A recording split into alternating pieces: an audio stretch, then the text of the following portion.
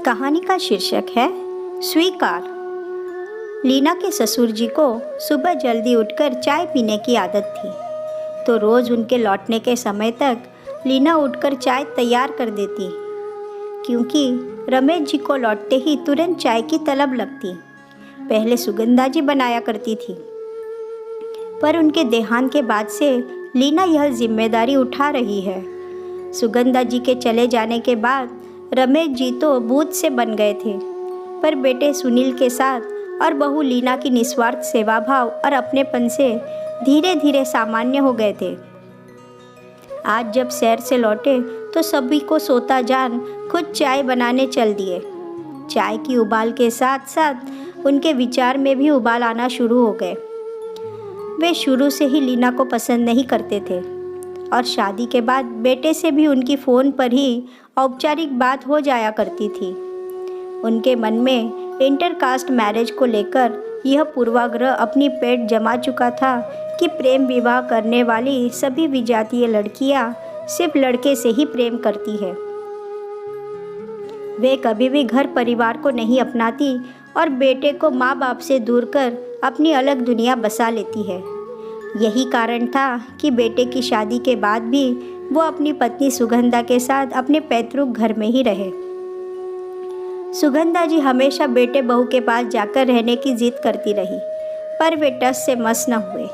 सुगंधा जी का जब मन करता वो 8-15 दिन अपने बेटे बहू के पास आकर रह जाती। सुगंधा जी बहुत ही सरल सुलझी हुई महिला थी। वे जात पात के बंधन को नहीं मानती थी। बच्चों की खुशी में खुश होने वाली सुगंधा जी जब पहली बार लीना से मिली तो एक नज़र में ही लीना उन्हें अपनी बहू के रूप में भा गई। बड़ी मुश्किलों के बाद वह रमेश जी को शादी के लिए मना पाई थी। रमेश जी मान तो गए, पर वे कभी लीना को बहू के रूप में स्वीकार नहीं कर पाए। सुगंधा जी हमेशा कहती, लीना बहुत अच्छी लड़की है, शांत और सेवाभावी है, मेरे रहते उसे अपना लीजिए, क्योंकि मेरे जाने के बाद तो आपको अपने बेटे बहू के पास ही रहना पड़ेगा। और हुआ भी वही। सुगंधा जी की हंसी में कही बात सच हो गई। एक रात जिंदा दिल सुगंधा जी के दिल ने साइलेंट अटैक के कारण अचानक से धड़कना बंद कर दिया। उस समय भी लीना ने सब कुछ बड़े अच्छे ढंग से संभाला था। रमेश जी की मनस्थिति देख इतने बड़े घर में उन्हें अकेला छोड़ना संभव नहीं था, तो बेटे बहू उन्हें अपने साथ शहर ले आए।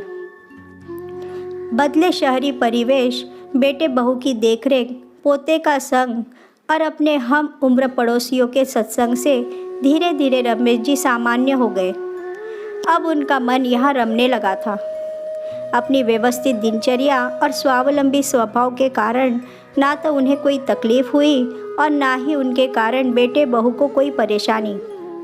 ढलती उम्र में यदि अपने आप को वर्तमान परिवेश और परिजनों की सुविधा के अनुसार ढाल लिया जाए तो बच्चों के साथ सामंजस्य बनाने में समय नहीं लगता। पर लीना से आज भी उनकी बातचीत काम मात्र ही होती थी। ऐसा नहीं था कि लीना उनका ध्यान नहीं रखती थी, वह तो उनकी हर छोटी से लेकर बड़ी ज़रूरत का, उनकी हर सुविधा का ध्यान रखती। उनके बोलने से पहले ही उनका हर काम कर देती। उसने कभी उन्हें शिकायत का मौका नहीं दिया।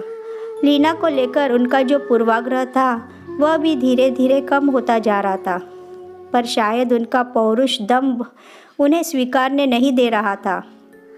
उनकी बड़ी बहन, जिन्हें वह माँ सा मान देते थे, वह भी उन्हें समझा समझा कर हार गई थी।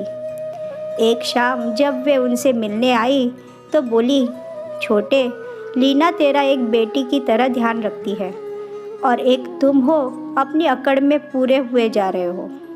हमारे ज़माने की बात अलग थी, अब ज़माने के हिसाब से चलना होगा और हर विजातीय लड़की बुरी नहीं होती। अपनी आँख और अक्ल से यह जात पात का पर्दा हटाकर देखो, तुम्हें लीना में खूबियाँ ही नज़र आएंगी। उसने इस घर परिवार की सारी जिम्मेदारी और हमारे रीति रिवाजों सभी को इतने अच्छे से अपनाया है और निभा भी रही है। और क्या गारंटी है कि अपने समाज की लड़की अच्छी ही निकलती। अरे अपने मामा जी की बहू देखो, अपनी जात बिरादरी और ख़ानदान देखकर शादी की थी। पर हुआ क्या, मामा जी घर के बेघर हो गए, कोई पूछने वाला नहीं है। उस बिन पिता की बच्ची को पिता का प्रेम देना तो दूर, तुम तो उसे ससुराल का सुख और आशीष भी नहीं दे पा रहे हो। मेरा काम था समझाने का, आगे तुम्हारी मर्जी, मैं चलती हूँ।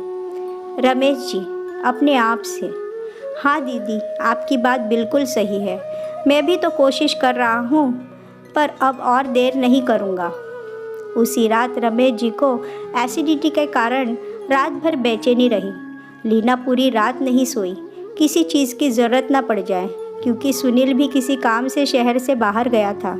सुबह होने पर वह सबसे पहले रमेश जी को डॉक्टर के यहाँ ले गई, उन्हें ज़रूरी ट्रीटमेंट दिलवा घर लाई। लीना को अपने लिए इतना चिंतित देख रमेश जी का भी दिल पिघल गया। अपने आप से, अब मैं लीना को उसके पिता की कमी महसूस नहीं होने दूंगा।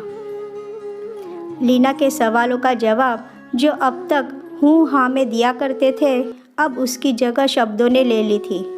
कभी कभार वे लीना से बात भी कर लेते, कभी खुद होकर पूछ लेते बाजार से कुछ लाना तो नहीं है, या घर में अतिरिक्त काम होने पर घर के छोटे मोटे काम में हाथ बटा देते। लीना भी धीरे धीरे उनसे खुलने लगी थी। संकोच की जगह सहृदय ने ले ली थी। यादों की गलियारों में सैर करते करते रमेश जी की चाय बनकर तैयार हो गई। उन्होंने टेबल पर चाय रख सभी को आवाज़ दी। लीना ने जैसे ही ससुर जी की आवाज़ सुनी, वह नींद से जागी, हड़बड़ाती किचन की ओर जाने लगी। सॉरी पापा जी, आज आपकी चाय में देर हो गई। रमेश जी लीना को रोक उसे कुर्सी पर बिठा चाय का प्याला देते हुए पूछते हैं, अब तुम्हारा सिर दर्द कैसा है? कल रात चिंटू कह रहा था कि मम्मी के सिर में तेज़ दर्द हो रहा है। लीना जी अब ठीक है, पर आपने चाय क्यों बनाई? आवाज़ दे दी होती। रमेश जी क्या हुआ, अच्छी नहीं बनी क्या? वैसे सुगंधा जी मेरी चाय की बड़ी तारीफ़ करती थी, तो सोचा क्यों ना आज अपनी बेटी को अपने हाथ से चाय पिलाऊं। लीना बेटी शब्द सुनकर हैरत भरी निगाहों से रमेश जी की ओर देखती है। रमेश जी हाँ, मुझे माफ़ कर दो बेटी, मैंने कभी तुम्हें अपनी बहू नहीं माना और तुमने हमेशा मेरा मान और ध्यान रखा। मेरे मन में विजातीय विवाह और लड़कियों को लेकर एक संकीर्ण विचारधारा घर किए हुए थी, पर तुमने अपने व्यवहार से जात पात की दीवार को गिरा दिया।